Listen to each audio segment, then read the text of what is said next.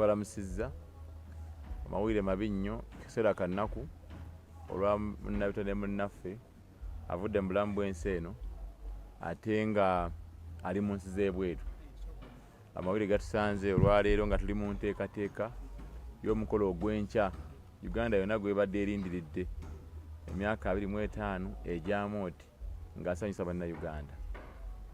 Era wano wendi mulaba nti tuli banakuwavu nnyo, tulina mikwano gyaffe. Mooti bw'awulidde amawulire gano alina akasitole kampadde ndowooza ajja keeyogerera nti omugenzi abadde yamusuubiza nti agenda mukuba surprise, naye era bamukubidde yalowooza nti surprise nga bwe yali amugambye nti stand osanga yali agenda kujja ku show ye babeere bonna, naye gabadde mabi. Mubirizi wano era mumulaba tulinawo Ssenga Ssebbanga, Jacob omutuuze eyakolako n'emmese ebbanga nno ddene kubanga bali mu industry ya entertainment. Omugole waffe ow'olunaku olw'enkya wali ku showground. Tulinawo Ed Kigere, abo bonna baali wamu. Kayibanda industry yemu n'emikwano gyaffe emirala mingi eno emabega gyonna nti kitukutteko nnyo olunaku olwaleero tubanga amawulire mabi nnyo nnyo nnyini ddala. Nja kusaba Ssenga Ssebbanga tunayita Amooti yennyini kwogera. Ssenga Ssebbanga mu ddakiika emu tukozese obudde butini tusobole okubanga tuva wano mangu kubanga olunaku lw'olwenkya sohazo zibadde zikyagenda mu maaso twanguwe mu speed. Awo Jacob ndowooza ne yaddeko. Amanya n'eddoboozi Ssenga Ssebbanga, kitalo nnyo, kitalo ddala. Nze muyita musomesa wange, director wange, be baatuzimba okututuusa bannange omutulabidde nti omuntu tojja buzzi wabula obaako n'abantu abakuyambako okutegeka okufuuka ow'amaanyi. So kitalo nnyo, kitalo ddala ekya boosi waffe oyo Mose Bontwe. Katusabe Omukama amuwe ekiwummulo eky'emirembe, naye nga tuli wamu mu nteekateeka zonna okusobola okulaba nga muganda waffe oyo tujja muwerekera mu kitiibwa. Kuva twafunye amawulire nakaakati gye kinaawunzikira, tuli wamu ne famire ne bannayuganda bonna ne bannabitone bonna. Jacob mbalamusizaako bannyabo ne basebo.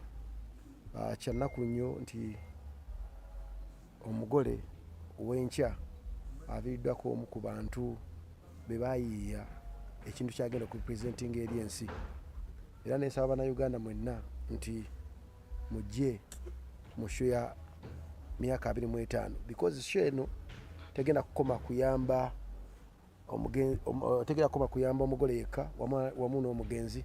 Omugenzi wetwogera essaawa zino ali mu Amerika, bateekateeka engeri gy'ayinza okuba nga adda. Era wenjogerera wano agenda kuba yeetaaga $2.2 egya dola okuba nti omubiri gwe gukomawo mu Uganda. Bwe tubadde tetulina kujja mu press conference nsoose kwogeraku n'Amooti ne mubuuza Amooti ng'omuntu gw'obadde naye mu nsiike eya comedy okuva gye mwatambulira emyaka 25 emabega, otegese ki? Ekinsanyusiza kiri kimu kyokka kika Amooti kyaŋŋambye nti akasente akanaava mu show eno gye tugamba olunaku olw'enkya ayinamu omutima gw'agenda okukeeramu ky'okukwata okuweereza omugenzi akomewo wano oba omubiri gwe gukomewo wano. So mpita bannayuganda mwenna, Mpeyirwe Nicholas y'omu ku basajja abakoze ekyamaanyi nnyo mu art yaffe.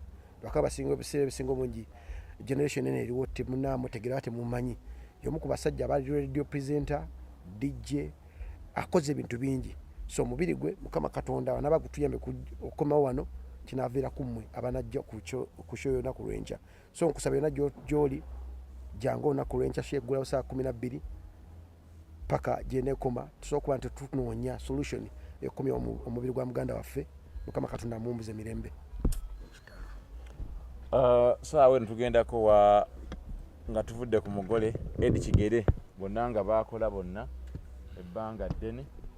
Ndowooza tusooke Kayibanda kubanga Kayibanda nabo baludde mu art ono ebbanga. So mukulu Kayibanda yogerako eri bannayuganda. Bannayuganda bannange mwenna, naddala bannange betufaananya emirimu, njagala balamusa ngambye nti Mukama yeebazibwe. Amanya yenze Apostle Seguya Godfrey Kayibanda, chairman wa bonna mu Uganda. era nga nze chairman w'emiswaswangule ate nga n'omugenzi abadde omu ku miswaswangule gyange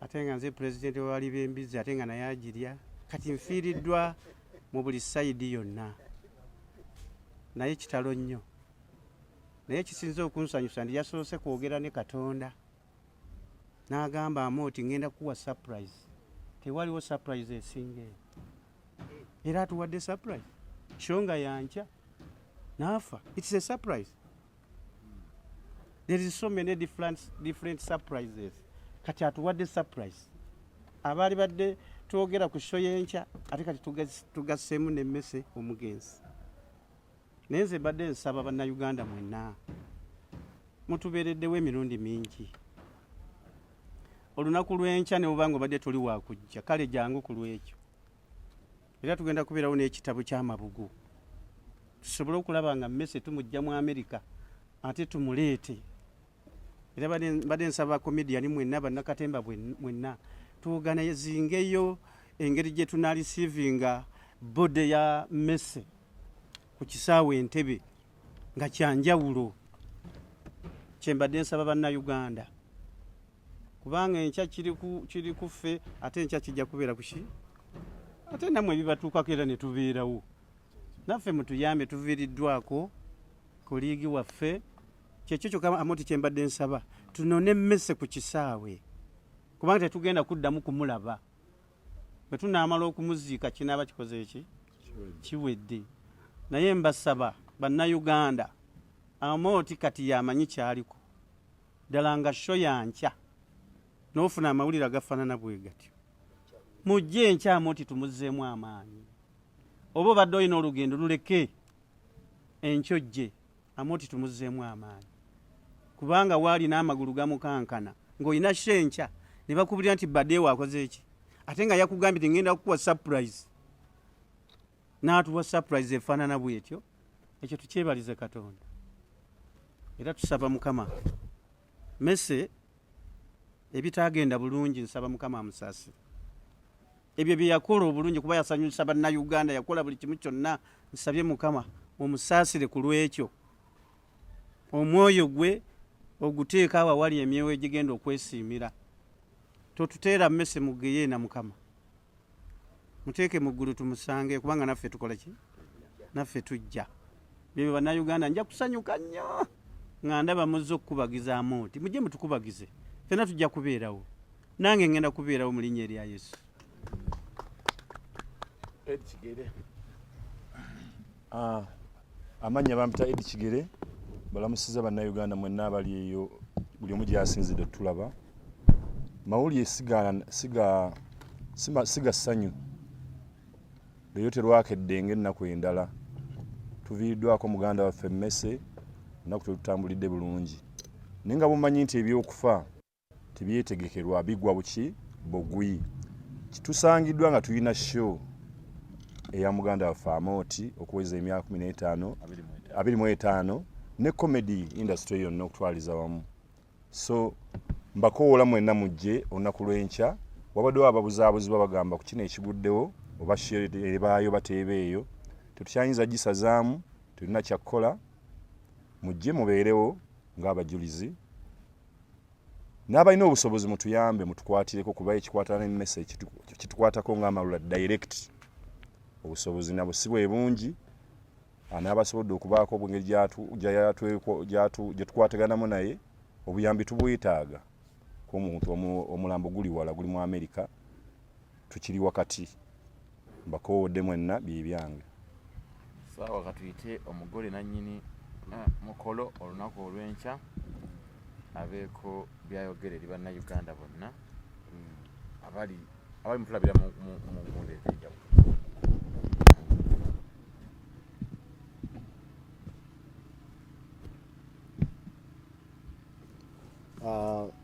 ngenda kusookera ddala era neebaze mwenna bannamawulire abasobodde okujja era ku lunaku luno era nga nti tewali n'omu agamba nti banenzize nkiddamu ekiroga nti nzize kuba bagenda okumpa ssente wabula ozze na mutima gumu kubanga oyagaliza ensi yo, oyagaliza comedy, oyagaliza buli kimu ekigenda mu maaso. Ate na kino ekintu ekituguddeko ekyokufa buli muntu kikola kimukwatako. Nebaza abawagizi baffe abatwagala era nga temunakoowa kutwagala era nga tusobola yagenda nga bw'owulidde nti amawulire agatuguddeko ekintu ky'okufa buli omuntu akimanyi nti okufa si kivulu nti omuntu alanga nti naku zimwe zibe zitingenda kufa buli muntu naaba nga akola wabula kigwa bugwi. Era nemmese okungamba nti tugenda kusupurizinga nja kusupurizinga era nga mmanyi nti naye nga simanyi surprise gyagenda kumpa katolo busadde nate nga mpulira amawulire bangamba nti Messi akoze ki.